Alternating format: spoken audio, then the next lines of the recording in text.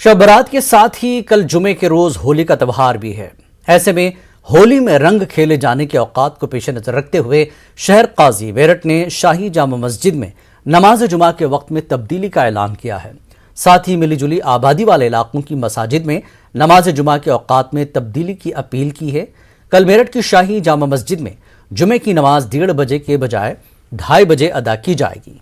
दोनों मज़ाहिब के त्यौहार के इस खास मौके पर शहर काजी मेरठ ने लोगों से आपसी मोहब्बत और रवादारी का पैगाम पेश करने की अपील की है। इसी के साथ में इस तरह अपने त्योहारों को मनाएं कि जिसमें आपस में मोहब्बत में इजाफा हो और मेल जोल हो और एक तरह का अच्छे ताल्लुकात कायम हो, इसलिए कि हमको साथ रहना है, साथ ज़िंदगी गुजारनी है। इसमें होली गालिबन 12 या 12:30 बजे करीब ख़त्म हो जाएगी।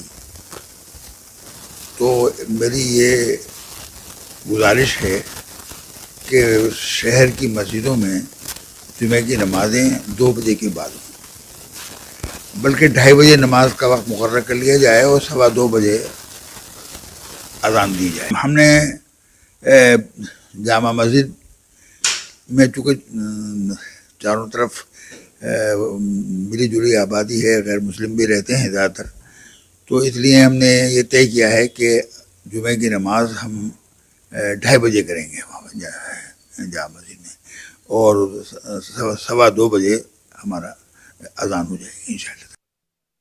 समाजवादी पार्टी के रुकने पार्लियामेंट डॉक्टर शफीकुर रहमान बर्क ने लोगों से अपील की है कि अमन व इत्तेफाक और इत्तेहाद से अपने अपने त्यौहार मनाएं। उन्होंने कहा कि होली, जुमे की नमाज और शब बारात एक ही दिन होने से जिला इंतजामिया की जिम्मेदारियां बढ़ गई हैं। मुसलमानों से ख़ास तौर से और सारी बहरहाल लोगों से अपील है कि वो इसमें बहुत एहतियात से काम लें। मुसलमान में से मेरी ख़ास तौर से ये भी गुजारिश है कि रंग के टाइम पर वो अपने महलों में, अपने घरों पर रहें और वो उस एरिए में न जाएं जहाँ पर रंग खेला जा रहा है, ताकि माहौल ख़राब न हो। होली का त्यौहार या शब बारात या जुमे की नमाज ये वक्त पर ये काम हो सके और निहायत पुरअमन तरीके से इनको मनाया जा सके। और जमीयत उलमा लखनऊ यूनिट के नायब सदर डॉक्टर सलमान खालिद ने लोगों से अपील की है कि वो होली, जुमा और शब बारात के पेश नज़र अमन इत्तेहाद कायम रखें और त्यौहार मिलजुल कर मनाएं। त्यौहार आ रहा है और बहुत बहुत मुबारकबाद होली पे सबको। बहुत अच्छा दिन है, होली का दिन भी है, जुमे का दिन भी है। जुमे की नमाज होती है उस दिन और शब बारात है, शाम को ज़्यादातर मुस्लिम कब्रिस्तान की तरफ जाएंगे। लेकिन लखनऊ के सिनारियों में जो एक ऐलान किया गया वो बड़ा अच्छा ऐलान था कि सभी मस्जिदों से ये कहा गया कि वो अपनी नमाज का टाइम थोड़ा सा आगे बढ़ा दें।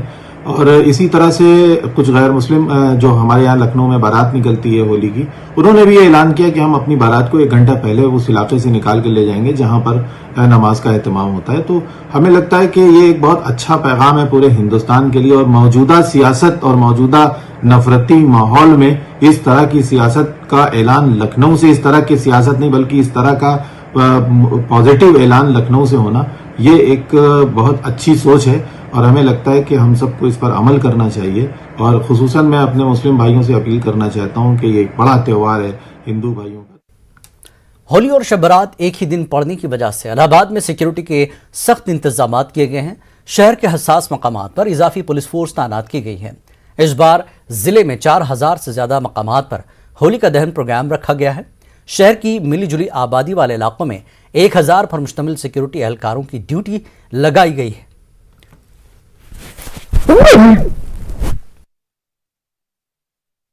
आज ही से होलिका दहन प्रारंभ हो रहा है। 4080 जगहों पर होलिकाएं रखी गई हैं जिनका दहन होगा मुहूर्त के अनुसार। और कल और परसों 2 दिन लगातार इसमें होली का त्यौहार हमारे ज़िला प्रयागराज में मनाया जाएगा।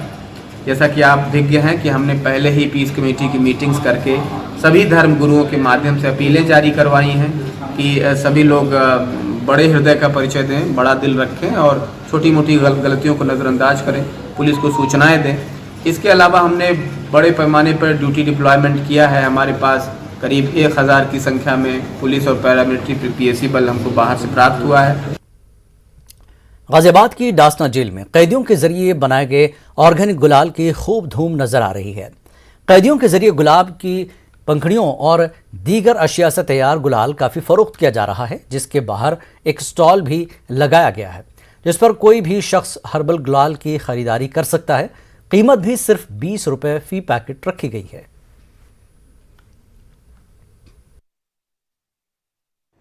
देखिए, तरह तरह के जो पर्व और त्यौहार आते हैं, हम लोग बंदियों की उसमें सहभागिता और उनका पार्टिसिपेशन इंश्योर करते हैं, जिससे कि वो लोग व्यस्त रहें और कुछ उनको हासिल भी हो और उनका मतलब डिप्रेशन वगैरह से दूर रहें, एंगेज रहें। जिससे कि अब जैसे होली का पर्व आ रहा है तो यहाँ एक बंदी कोऑपरेटिव सोसाइटी है।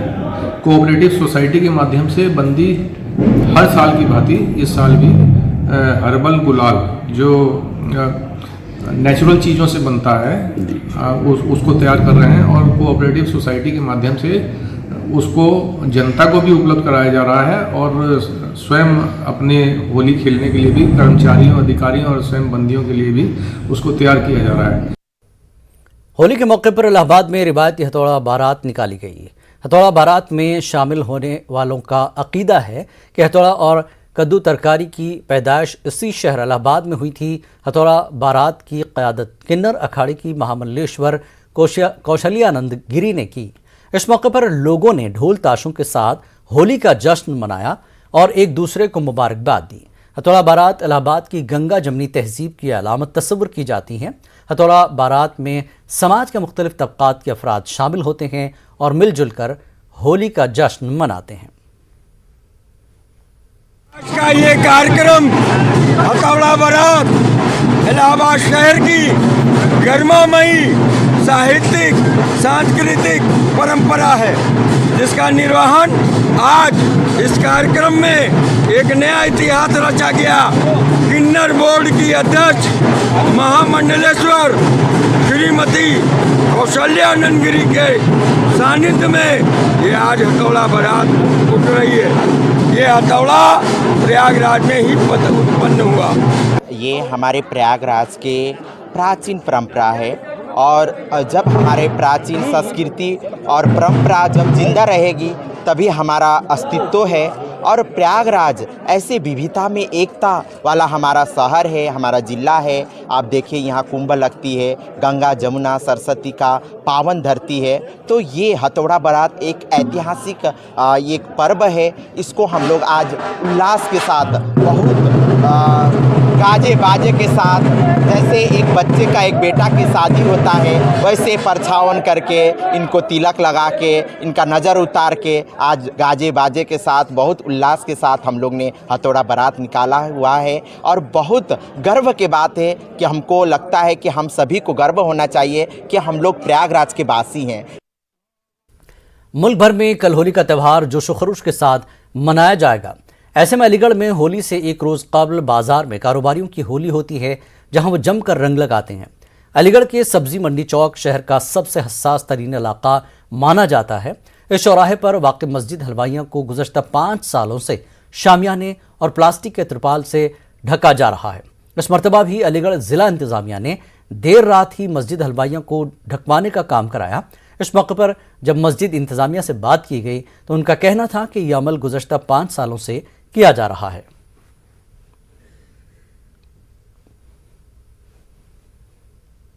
ये मस्जिद हलवाई आने में त्योहार होता है होली पे। इस पर रंग और गंदगी वगैरह और जो कुछ है बोला पड़ा, इस वजह से प्रशासन ढकवाता है इसको। ये क्या मकसद रहता है? बस ये मस्जिद में गंदगी नहीं पड़े, कलर नहीं पड़े, गंदा कलर या वो क्या होता है यहाँ पर? होली होती है इस चौक पे। अच्छा, कौन लोग खेलते हैं? ये हिंदू लोग खोलते हैं, त्योहार है होली। अच्छा, कितने सालों से हो रही है ये करीब 5 साल से ढकी जा रही है। अच्छा, तो क्या कहा जाता है ढकने से पहले, क्यों ढकवाई जाती है? नहीं, ये कोई प्रशासन ढकवाते हैं सर, इसमें गंदगी नहीं पड़े, रंग नहीं पड़े, इस वजह से एहतियात के तौर पर। होली का त्यौहार है और होली के त्यौहार को सौहार्द तरीके से मनाने के लिए इस वक्त अब्दुल करीम चौराहे के ऊपर बनी हुई इस हलवाइयान मस्जिद को तिरपाल से ढका जा रहा है। यहाँ पर कल बाज़ार की होली होती है और होली के रंग मस्जिद के ऊपर ना पड़ें, इसको देखते हुए इस तरह की एहतियात पिछले 5 साल से की जा रही है। मेरे पीछे आप देख सकते हैं किस तरह से इस मस्जिद को ढकने का काम इस वक्त रात में चल रहा है। रात में 2 बजे का वक्त है और यहाँ पर इस वक्त इसको पूरी तरह से ढका जा रहा है। लोगों की कोशिश ये है प्रशासन की कि इस मस्जिद को हम चारों तरफ से तिरपाल से कवर कर दें, ताकि जब यहाँ पर कल होली हो बाज़ार की तो लोग जो रंग फेंकते हैं वो रंग इस मस्जिद के ऊपर ना जाए। कहीं ना कहीं प्रशासन की ये पहल बहुत सराहनीय मानी जाती है और जो प्रशासन की इस पहल को जो यहाँ का जो मस्जिद की कमेटी है वो भी इसकी प्रशंसा करती है और वो ये कहती है कि हम उनके इस फैसले के साथ हैं। मगर कहीं ना कहीं बड़ा सवाल ये है कि पिछले 5 साल से जब से उत्तर प्रदेश के अंदर योगी हुकूमत आई है तब से इस मस्जिद को ढकने का अमल शुरू हुआ है। तो लोगों का ये भी कहना है इससे पहले भी यहाँ होली होती रही है और इसी बाज़ार में होती रही है, मगर पिछले 5 साल से जिस तरह से ये होली के मौके पर इस मस्जिद को ढका जा रहा है तो कहीं ना कहीं ये प्रशासन की एक सूझबूझ भी कही जा सकती है, ताकि इस तरह के माहौल के अंदर किसी भी नाखुशगवार वाक़े से बचा जा सके। अलीगढ़ से न्यूज़ 18 के लिए मोहम्मद कामरान। और कानपुर के समाजवादी पार्टी के 3 MLAs के साथ असेंबली के अंदर की एक तस्वीर वायरल हुई, जिसमें कानपुर में हिस्ट्री शीटर महफूज अख्तर के साथ तस्वीर सोशल मीडिया पर वायरल हुई थी। इस मामले पर बेथौर असेंबली हल्के के MLA अभिजीत सिंह सांगा ने सवाल उठाया और कहा कि माफिया हमेशा समाजवादी पार्टी के साथ होता है, इसलिए MLA के साथ ऐसी तस्वीरें मंजर आम पर आई हैं। लेकिन सवाल यह है कि कौन MLA असेंबली के अंदर हिस्ट्री शीटर लेकर गए। वज़ीर आला से भी इसकी शिकायत की जाएगी।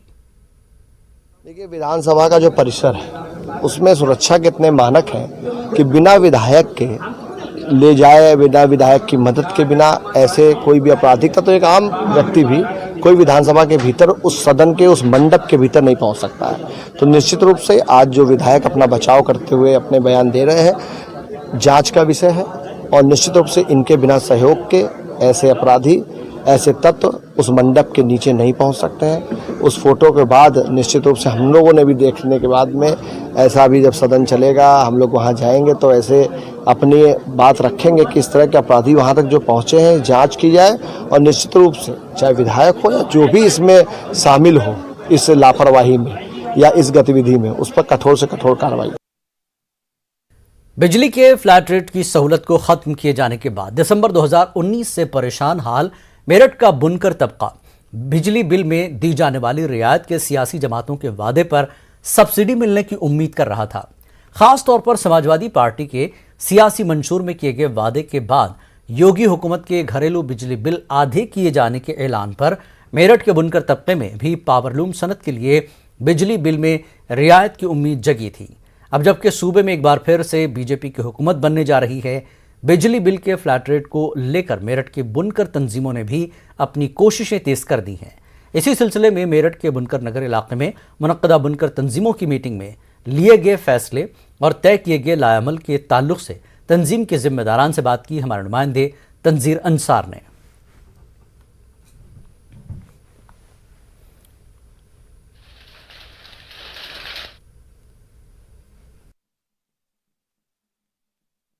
कपड़ा सनत के ताल्लुक से अपनी ख़ास पहचान रखने वाला मेरठ इस वक्त जो बुनकर हैं वहाँ के, वो बिजली के फ्लैट रेट को लेकर 2019 से परेशान हैं।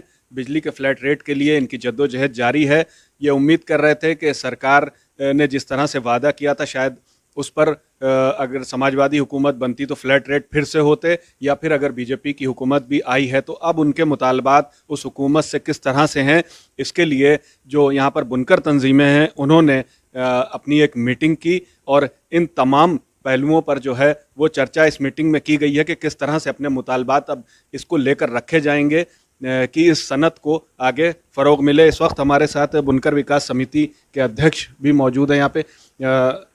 अभी भाई, क्या आप लोगों के मुतालबात रहे हैं और अब जो नई गवर्नमेंट बन रही है उसको लेके क्या तासुरात?